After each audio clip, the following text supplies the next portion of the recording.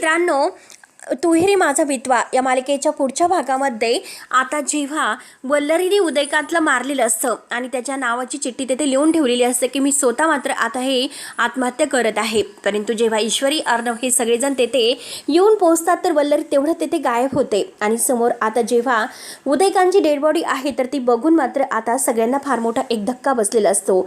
ईश्वरी खूप जोरात किंचाळते, ईश्वरीला जबरदस्त धक्का बसलेला असतो आणि वल्लरी तेथून आता बाहेर तेथून निघालेली असते आणि तेवढ्यात मात्र आता सगळेजण पाहत असतात की आता ह्या उदयकांचा मर्डर झालेला आहे, म्हणजे त्याने आता स्वतः आत्महत्या केलेली आहे। तर ईश्वरी म्हणते की हे कसं शक्य आहे। तेवढ्यात मात्र आता ईश्वरी पुढे येत असते आणि ईश्वरीला संशय आलेला असतो। तेव्हा तिला तिथे तिच्या पायाखाली घुंगरं पडलेले दिसतात आणि आता ते घुंगरं मात्र आता वल्लरीच्या पायातील या पट्टीचे असतात।